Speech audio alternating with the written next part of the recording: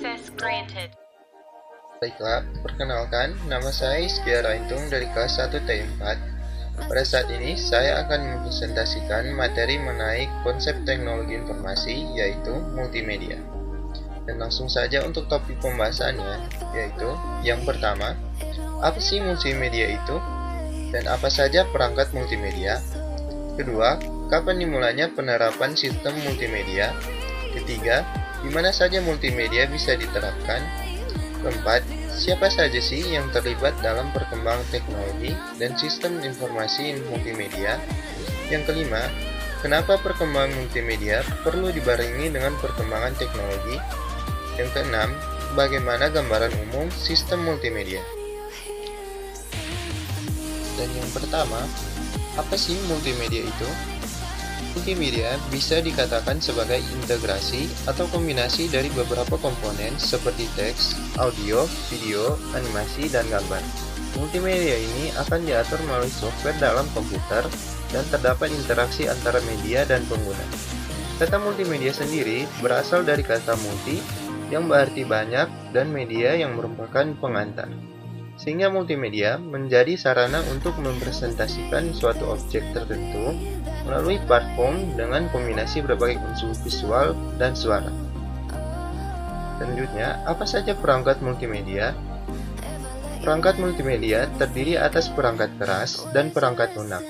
Perangkat keras di dalam multimedia pada umumnya adalah komputer yang terdiri atas input, output, dan storage. Perangkat keras input meliputi keyboard, mikrofon, mouse, scanner, dan kamera. Output meliputi monitor, printer, speaker, dan headset.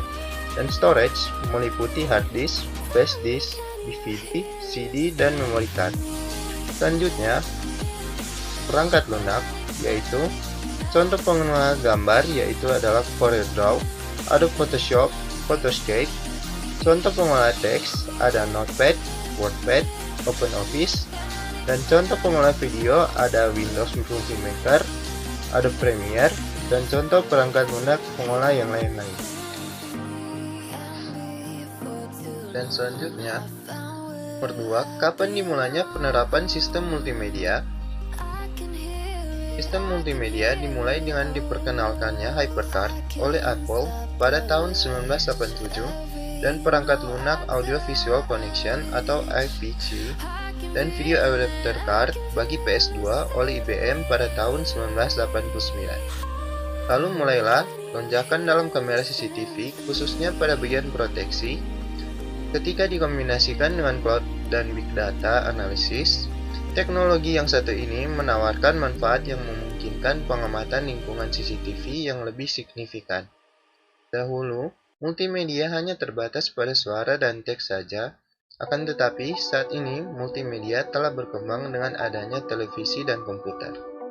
Bahkan dengan adanya internet menjadikan multimedia sebagai pasar yang pertumbuhannya tercepat di dunia saat ini. Selanjutnya, yang ketiga, di mana saja multimedia bisa diterapkan? Yang pertama, sektor pendidikan. Perkembangan teknologi berbasis multimedia berdampak juga pada sektor pendidikan. Salah satunya adalah metode pembelajaran e-learning atau biasa disebut juga sebagai pembelajaran elektronik berbasis daring. Yang kedua, sektor telekomunikasi. Penerapan multimedia dalam sektor telekomunikasi telah menjadi marak karena dengan penggabungan seperti elemen suara, video, animasi, dan lain-lain bisa digabungkan menjadi satu hingga bisa membantu dalam persebaran informasi yang lebih jelas. Ketiga, sektor perkantoran. Dalam sektor perkantoran dapat juga mengimplementasikan multimedia dalam kesehariannya, yaitu menggunakan video conference. Selanjutnya, yang keempat, siapa saja sih yang terlibat dalam perkembangan teknologi dan sistem informasi multimedia? Perkembangan teknologi dan sistem informasi multimedia melibatkan berbagai pihak termasuk ilmuwan komputer, insinyur perangkat lunak, desainer grafis, animator, ahli multimedia, dan pengembang perangkat keras.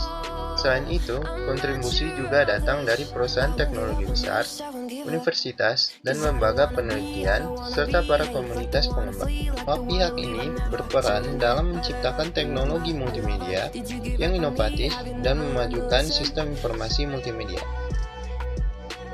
Selanjutnya, yang kelima, kenapa perkembangan multimedia perlu dibarengi dengan perkembangan teknologi?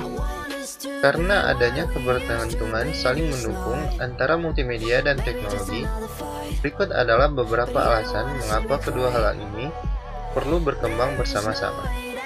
Yang pertama, peningkatan kualitas dan kreativitas.